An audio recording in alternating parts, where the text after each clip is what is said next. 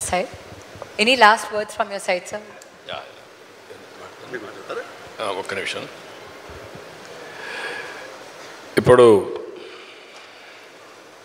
శరణ్ గారు అయితే ఒక మంచి బుక్ రాశారు.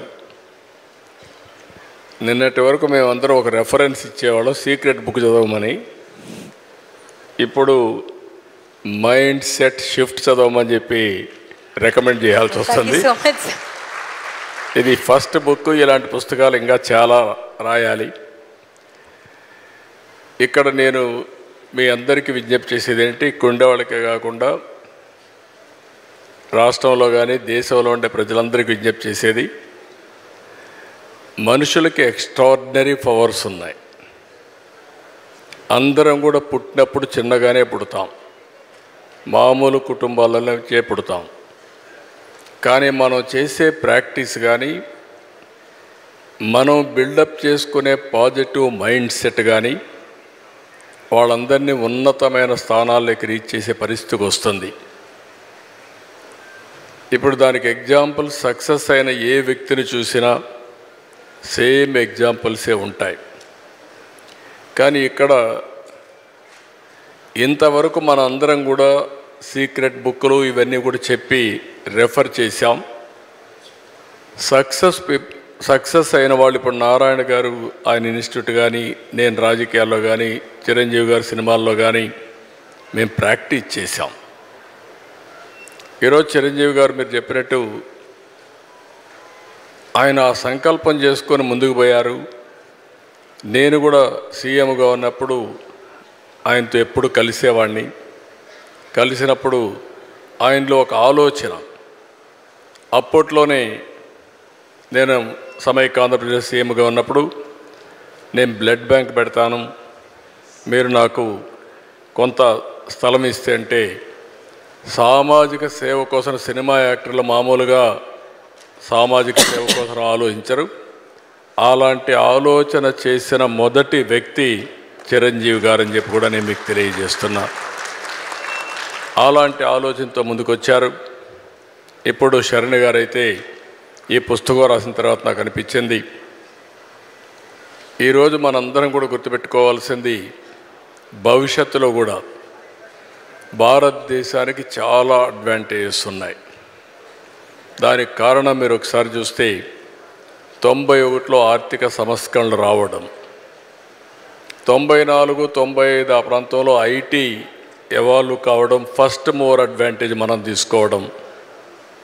మూడోది ఇలాంటి యువత, ఇప్పుడు శరణ్ గారు ఎట్టయితే వచ్చారో ఇలాంటి వాళ్ళందరూ ముందుకొచ్చి చిన్న వయసులో అచంచలమైన ఆత్మవిశ్వాసంతో ముందుకు పోయే పరిస్థితికి వచ్చారు. ఇప్పుడు వీళ్ళే దేశానికి పెద్ద ఆస్తి. ప్రపంచాన్ని శాసించే శక్తి భారతదేశంలో ఉండే యువతకు ఉంది, దాంట్లో ఏమాత్రం అనుమానం లేదు. నేను అందుకనే ఇప్పుడు ఒక పుస్తకం కూడా, నేను ఒక ప్రోగ్రాం తీసుకున్నాను. ఒకప్పుడు పబ్లిక్ ప్రైవేట్ పార్ట్నర్షిప్, ఇప్పుడు నారాయణ గారు ఒక ఇన్స్టిట్యూట్ పెట్టినా, ఇంకొకరు ఇండస్ట్రీ పెట్టినా, ఇంకో పని చేసినా ఈ పబ్లిక్ ప్రైవేట్ పార్ట్నర్షిప్లో చేస్తున్నారు. ఇప్పుడు నేను తీసుకొచ్చిన కార్యక్రమం P4 తీసుకొచ్చాను, పబ్లిక్ ప్రైవేట్ పీపుల్స్ పార్ట్నర్షిప్. ఎవరైతే టాప్లో ఉండే 10%, బాటంలో ఉండే 20%కి అండగా నిలబడాలి. డబ్బులు ఇవ్వడం కాదు.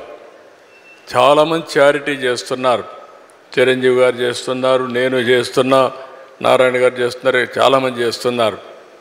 కానీ మనుషుల్ని క్యాపిటల్గా భావించి మనం కానీ హ్యాండ్ హోల్డింగ్ ఇవ్వగలిగితే అచంచలమైన విశ్వాసంతో ముందుకు వస్తారు. ఈరోజు ఒక మాటలో చెప్పాలంటే, శరణ్ గారు కూడా చేసే ఈ ప్రజాసేవ, నేను ఇది సర్వీస్కి అని చెప్తున్నా, ప్రజల్ని మోటివేట్ చేయడం, విద్యార్థుల్ని మోటివేట్ చేయడం కూడా ఒక గొప్ప కార్యక్రమం అని చెప్పి కూడా నేను మీకు తెలియజేస్తున్నా. భవిష్యత్ అసెట్స్ని తయారు చేస్తున్నారు. ఒక మైండ్ షిఫ్ట్, ఒక simple mind shift over a period of time బ్రహ్మాండమైన ఫలితాలు వస్తాయి. అలాంటి ఫలితాలు వచ్చినప్పుడు దానికి ఎక్కడా లేనటువంటి రిజల్ట్స్ కూడా వస్తూ ఉంటాయి.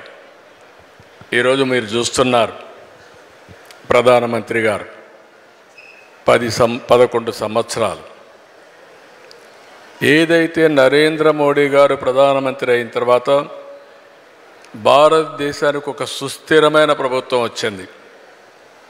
ఈరోజు వికసిత్ భారత్ 2047 తయారు చేసిన తర్వాత 10వ ఆర్థిక వ్యవస్థగా ఉన్న ఈ దేశం 5వ ఆర్థిక వ్యవస్థగా తయారైంది. రాబోయే 2-3 సంవత్సరాల్లో 3వ ఆర్థిక వ్యవస్థగా తయారవుతుంది. ఆ తర్వాత 2047కి 1 కానీ 2 కానీ ఉంటాం. అలాంటి సమయంలో నిన్న జరిగినటువంటి సంఘటన చాలా బాధాకరం. ఏదైతే పహల్గామ్లో మీరు చూసినప్పుడు టెర్రరిస్టులు అటాక్ చేసి 25 మంది చంపేశారు. అంటే దీన్ని బట్టి చూస్తే దేశం సుస్థిరంగా ముందుకు పోతూ ఉన్నప్పుడు అస్థిర పరిస్థితులు తీసుకురావాలని ప్రయత్నం చేస్తున్నారు.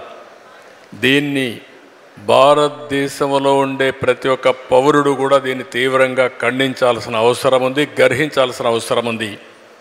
నిన్ననే నేను ఎవరైతే చంద్రమౌళి డెడ్ బాడీని తీసుకొస్తే నేను వెళ్ళి రిసీవ్ చేసుకున్నాను.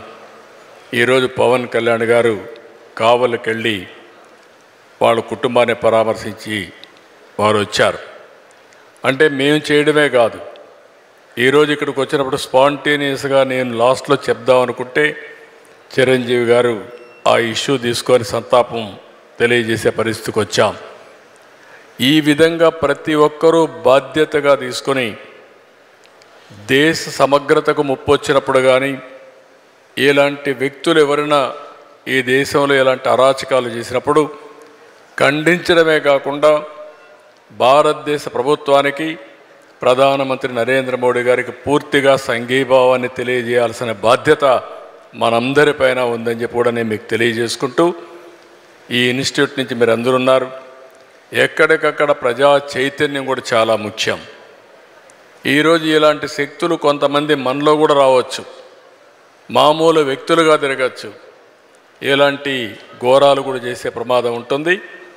కాబట్టి అప్రమత్తంగా ఉండాల్సిన అవసరం ఉందని చెప్పి తెలియజేసుకుంటూ, భారతదేశానికి ఆ శక్తి ఉంది, ఈ చిల్లర రాజకీయాలతో ఏమీ కాదు. అందుకే నిన్న కేంద్రం చాలా స్పష్టంగా చెప్పారు, ఏదైతే ఇలాంటి సంఘటన చేసిన వారిని ప్రపంచమే ఆశ్చర్యపోయే విధంగా ట్రీట్ చేస్తామని చాలా గట్టిగా చెప్పారు. అది భారతదేశం యొక్క శక్తి అని చెప్పి కూడా నేను మీకు తెలియజేస్తున్నా.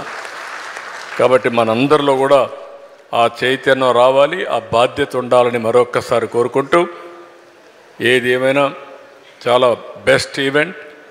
నువ్వు అప్పుడప్పుడు వీలైనప్పుడంతా వస్తూ ఉండమ్మా, నువ్వు బెస్ట్ ఎగ్జాంపుల్. నువ్వు మొన్నటి వరకు నిన్ను చూస్తే వారు చెప్పినట్టు కాన్ఫిడెన్స్ ఉండేది కాదు.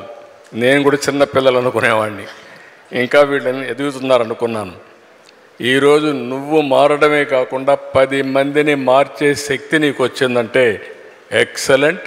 Congratulations. I wish all the best. Thank you so much. I am proud of you. We are proud of you. Thank you. Good luck.